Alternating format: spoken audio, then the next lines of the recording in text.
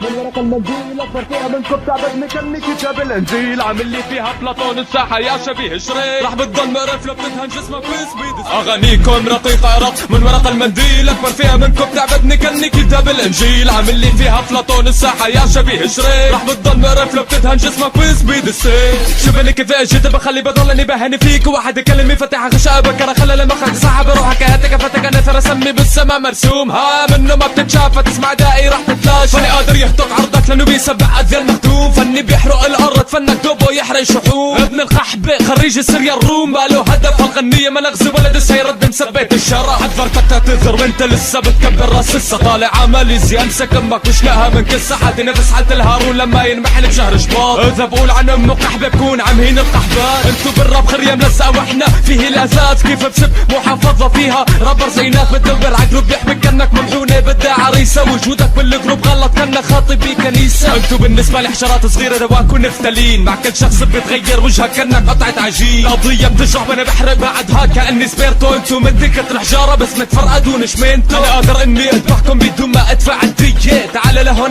شوفني يا حبيبي ما خلص مالك فايده ولا مثلك مثل الجاذبيه كل ما يرتفع جروبك بتسحبهم لتحت انا بخطب بحط في كل منصه بجيب كلامي بطبق نصه بشيل كلامي بقولوا عليكم بكلمه حق لا تبدا مشاكل معانا بقول لك انا بكل فصاحه بكل صراحه بمسك امهاتكم باشياء اشياء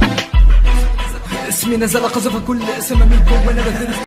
جيراشة تأكدت انك مهضوم لانه بسرعة خريتك كل ما تنزل رح تلبس من لاقية بغنيتك انا اليوم ليلة عرسي بدسي عامل عراضة فوزكو هالجولة محرم كانوا يجي مع بعد الولادة تشا تشا يا دادا رح نيكو نيكو يا من كتر ما بلع عيورة صار يرد بالبابا فكرتك نمر الابيض بس طلعت النمر ودي جماعة جابوا العيد هيك انا فيه رح ضحي جوهت الراب السوري لك يحموا لقلبك انت ما فيك ولا شيء ايجابي غير زمرة دمك فتت فرفر عليك لانه هالشي واجه بطني سميتك رجلي لانه عم ادعس عليك لامشي هاد همه سيمو شربك كلماته يا عمو خلص يلا اشتغل الزول فشل ماشي بدمه كل كلامه ما له معنى فرحان باسلوب العرض سكون مثل فرحة الطفل لما يرضع من بز امه مثلك مثل اللي بين فخادي لازم ضلني ضبك الدنيا لسه تصيف بس انت كن بحالك صاروا ينادوا لي صنم لانه زبي عشبته حجر هالجولة صار الى قيمة لانه اجى الشاب الاشقر